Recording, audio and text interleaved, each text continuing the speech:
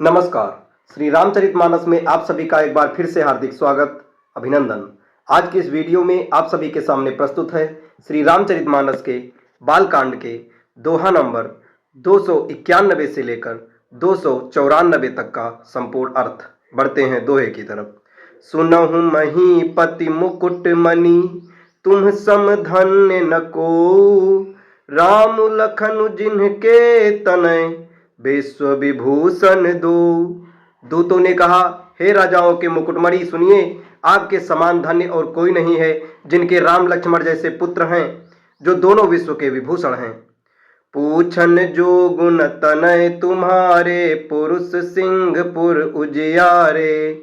जिनके जस प्रताप के आगे, शशि मलिन रवि शीतल लागे। आपके पुत्र पूछने योग्य नहीं है, वे पुरुष सिंह तीनों लोकों के प्रकाश स्वरूप हैं, जिनके यश के आगे चंद्रमा मलिन और प्रताप के आगे सूर्य शीतल लगता है। तिनका कही अनाथ किमि चीन्हे, देखिए रब की दीप कर लीन्हे। सिय स्वयंवर भूप अनेका, समिटे सुभट एक ते एका।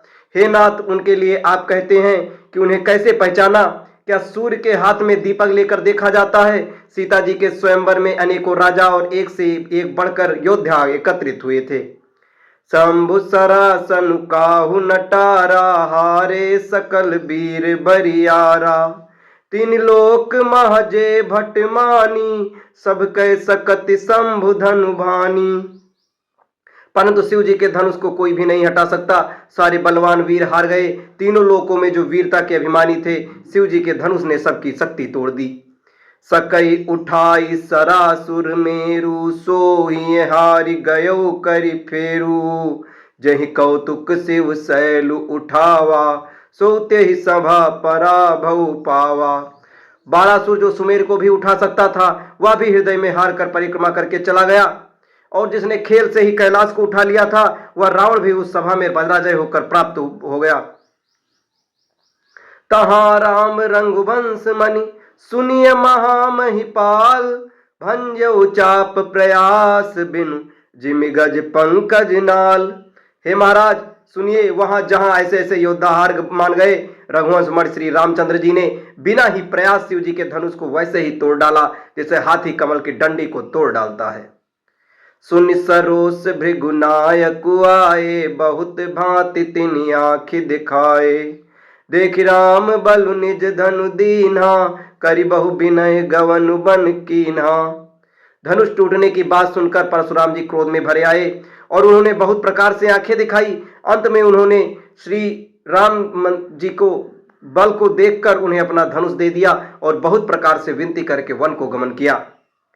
राजन राम अतुल बल जैसे, तेज निधान लखन पुनि तैसे। कम पही भूप बिलोकत जाके, जिमि गज हरि किशोर के ताके। हे राजन, जैसे श्री रामचंद्र जी अतुलनीय बली हैं, वैसे ही तेज निधान फिर लक्ष्मण जी भी हैं, जिनके देखने मात्र से राजा लोग ऐसे कांप उठते हैं, जैसे हाथी सिंह के बच्चे के ताकने से कांप उठते हैं।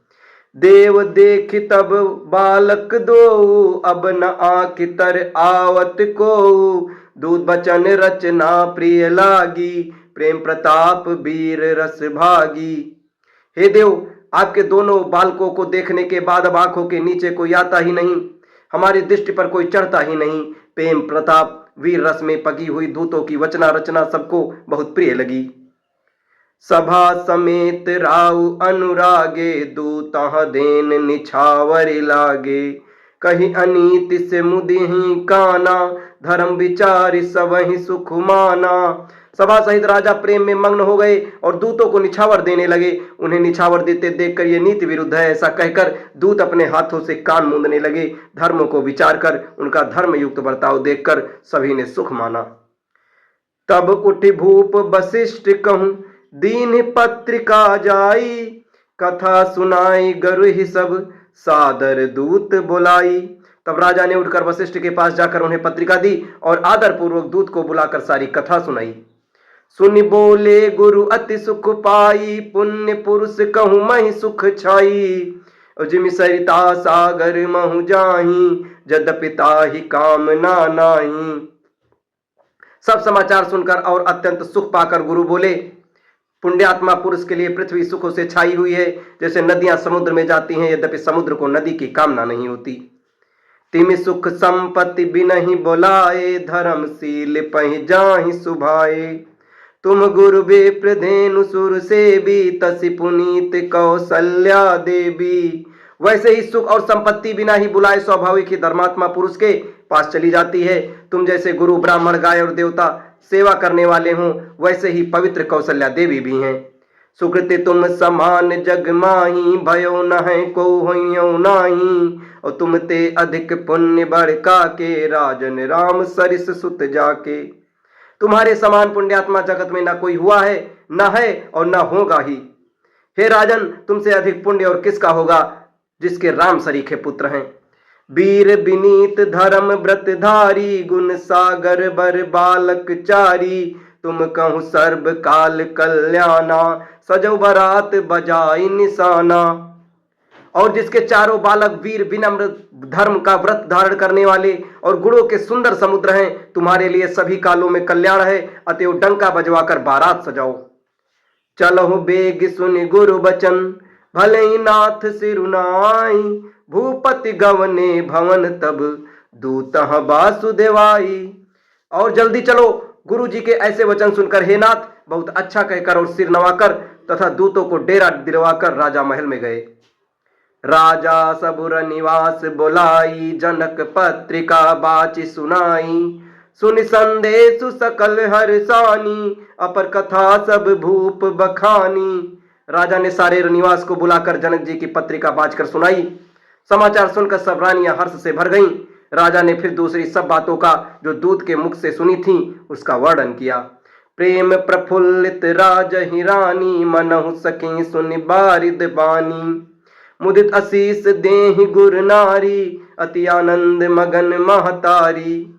प्रेम में प्रफुल्लित हुई रानियां ऐसी सुशोभित हो रही हैं जैसे मोरनी बादलों की गरज सुनकर प्रफुल्लित होती हैं। बड़ी बूढ़ी अथवा गुरुओं की स्त्रियां प्रसन्न होकर आशीर्वाद दे रही हैं। माताएं अत्यंत आनंद में मग्न हैं। ले ही परस्पर अति प्रिय पाती, हृदय लगाई जुड़ा वहीं छाती। राम लखन कह कीरति करनी, बारही बार भूप बर बरनी। उस अत्यंत प्रिय पत्रिका को आपस में लेकर सब हृदय से लगाकर छाती शीतल करती हैं। राजाओं में श्रेष्ठ दशरथ जी ने श्री रामचंद्र जी, लक्ष्मण की कीर्ति और करनी का बारंबार वर्णन किया। मुनि प्रसाद कही द्वार सिधाए, रानहि तब मही देव बुलाए। दिए दान आनंद समेता, चले विप्र बर आशीष देता। ये सब मुनि की कृपा है, ऐसा कहकर वे बाहर चले आए। तब रानियों ने ब्राह्मणों को बुलाया और आनंद सहित उन्हें दान दिए। श्रेष्ठ ब्राह्मण आशीर्वाद देते हुए चले गए। अब इसके आगे के दोहे और चौपाई आपको अगले वीडियो में बताए जाएंगे। तब तक हमारे साथ बने रहें। धन्यवाद। जय श्री राम।